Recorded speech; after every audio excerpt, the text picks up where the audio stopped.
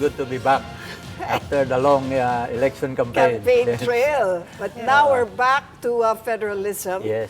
And Well, we're not really back because during the campaign, the only issue that we carried around the country was still federalism. oh, so you never dropped the ball, Yes, huh? But now the of course. president is dropping the ball, it seems. Well, it How do depends. you feel about that? You see, I think the statement of the president is double-edged. Because he's talking of, you don't want federalism, fine, but change the constitution. So what do you mean by that? It's- You're it's- thinking he's that actually just putting the horse ahead the of the cart. No, because if the horse is charter change, federalism is just one of the items in the cart. See, because you have there the anti-dynasty provisions, you have the political reforms, the economic reforms, and so many other things within the cart that is going to be how we're going to change the constitution, no? you're being very optimistic because based on the soundbite, it didn't seem like he was really thinking about federalism still there. I mean, Because you also have to think who is the you that he is referring to. You don't want federalism? Is he referring to the people? Is he referring to the local officials to whom he was speaking Who do at you the think time? he was referring to? Maybe he was just referring to the Congress or to some people in Congress who are opposed to. But Or he- to his he- cabinet, sir. His cabinet Or members of don't his agree with the cabinet, federalism yes. issue.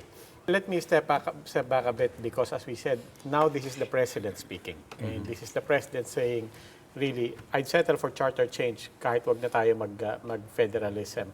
I just want to know, you obviously, and a lot of people were personally, professionally very invested in studying charter change, federalism, and pushing for this. One basic question. Were you taken by surprise by this statement by the president? Did you have any inkling or any hint from Malacanang that the president was about to say this? Well, that really because there had been prior statements from Senator Bongo, similar, along similar lines, no? Exactly. So, this is not really a total surprise. No? Yes. But if we go back, you see that the president, for one, has not submitted the draft that CONCOM made to Congress Yes. for one reason or another. He No? might not But even have read it. yes, and even there, people were reading into that and saying he didn't even bother submitting read. this to. No. Yes, but he made a statement there that I'm sure that I am confident that the people will support this draft constitution when we bring it to them. That's his statement then. When you Sir, but that's a submitted. very passive Yes. statement coming from somebody who campaigned for campaign based on federalism. Now, I understand Yeah. a while ago you sounded like you were looking for something optimistic, some optimistic interpretation of the president's words that the president said, let's have charter change, and that will open the floodgates to any other amendment, including federalism. Yes. I understand that point.